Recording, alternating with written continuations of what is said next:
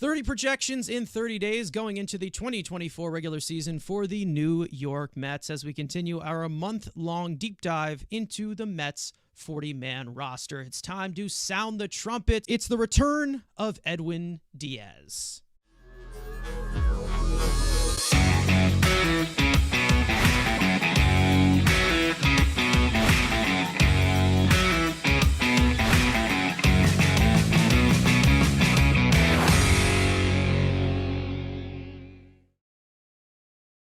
Now, after signing a record-setting $102 million deal with the Mets last offseason, Edwin Diaz suffered a heartbreaking knee injury in a freak accident while celebrating on the mound in the World Baseball Classic for Team Puerto Rico. Sidelined for the entire 2023 season, the Mets bullpen took a massive gut punch. In 2022, Diaz had a historic year, posting a 1.31 earned run average, a 0.90 fielding independent pitching, striking out 50.2% of batters across 62 innings pitched. For those of you who have forgot, Diaz is one of, if not the best reliever in all of baseball, with elite profile stuff as a two-pitch reliever headlined by his explosive gyro-cutting slider, which is paired with his four-seam fastball that sits at 99 miles an hour and tops 102. Since his breakout year in 2018, Diaz is top 5% in nearly every projectable category among relievers. The 30-year-old star closer will be returning to the Mets bullpen, looking to regain his dominant form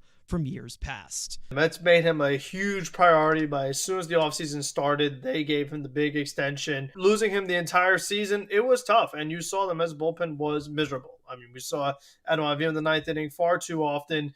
David Robertson got overworked in the half a season the Mets had him, so it was a tough year. I'm excited he's back. And one of the best arms in baseball, no longer number one according to MLB.com or MLB Network, so, he's got to get back up and going. One of the best pitches in the game. One of the best relievers in the game, and having him back loads that bullpen, even makes it even look a little more sexy. I mean, I've raved about this guy since the day one. I think that since we've known each other, I have been the biggest Edwin Diaz fan of all time. It's great to have this guy back, and just from seeing him practice in spring training, in camp before games even start, basically humiliating the entire roster with his disgusting razor blade slider once again. I mean, it really just feels right to have the guy back once again. I'm glad that he's here for a long time. He is just a dominant pitcher, and I mean, I think that there's even more greatness to. So now I do want to ask a follow-up question, of course, because going into spring, Edwin Diaz has talked about how he's only throwing at 80% to 90%.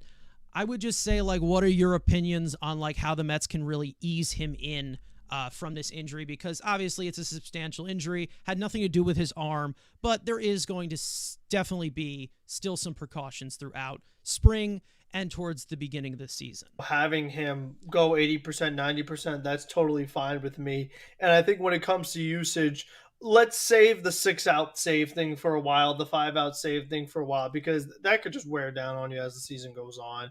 I think that, again, we are of the hope that with all the relievers the Mets added this offseason, that you shouldn't need Edwin Diaz to do as much as he did a couple of years ago when he was literally doing everything for this team. So I hope that they could kind of use him more in a normal role that you would use usual closers, where it's like, okay, you have a lead, it's a close game, you use them, but you don't use them every single day. You just kind of find a good balance of, again, just like a normal workload. And as the season progresses, you could slowly build them up more and more. And then obviously if there's a massive game against the Braves and you guys are bound for the division, then that would be the time, okay, you could go the multiple innings or whatever. But, other than that, they really should be, especially first year back. It's a big contract that they signed him for. They really got to, take it slow coming back from this injury. Just like one of the best relievers in baseball, Josh Hader. He's 3 outs this year. There's no 8th inning, none of that shit. There's no more of this, like Frank said, 5 outs. One, this team isn't good enough for needing that. And like we said, Stearns has done a better job adding depth.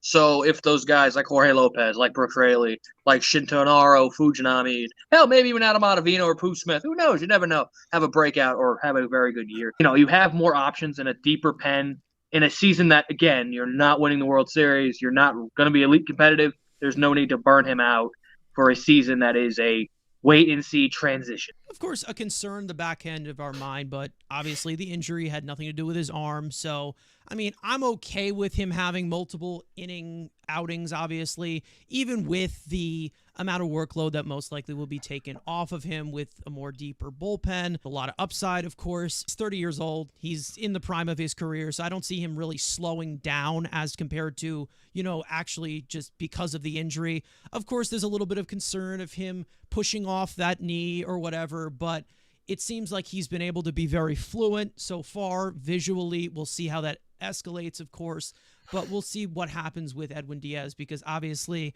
when he is on the mound, he is a dominant force that pretty much nobody can touch unless it's 2019, but we don't talk about that. I just want to let everybody know that projections are not predictions. They are benchmarks of the player's current specific percentile outcome based on predictive data and results. For my projections, I decided to use, in my opinion, the player's 75th percentile outcome, although a majority of player projections are constructed from the player's 50th percentile outcome. I personally wanted to use a median between sustainability and upside. It also lets you know who I am high on and who I am low on going into the season. As for Edwin Diaz, going into 2024, I have him at 64 innings pitched, striking out 38.4% of batters, walking 9.1% of batters, a 2.25 earned run average, a 1.89 fielding independent pitching, a 0.4 home runs per 9, and a wins above replacement of 2.5. When it comes to Diaz, you expect a good season. You know what I mean? Like, I don't expect him to be the guy that he was a couple of years ago, because he was just so ridiculously good. Like, it was a miracle when he gave up a single run. I mean, the guy was just on a streak of being amazing. I don't expect that, because that's a little unrealistic. So, I expect a guy that's kind of in between of who he was in 21 and 22 for this season. If he's 75% of the 2022 season, I'll gladly take that in a heartbeat. And hell, if he still would be top 5, even if he took a slight regression, he would still be one of the best relievers in baseball, because he still has one of the best pitch mixes in the game. Nobody's hitting that sweeping slider. But again, you also can respect, again, coming off the injury, you would expect some sort of, either slowed down or, again, just a little bit of regression, but he's still one of the best arms in baseball. Yeah, and that's the thing about Edwin Diaz, is that, of course, he is so dominant, and he has been dominant for a while now. Just disgusting stuff, some of the best in all of baseball.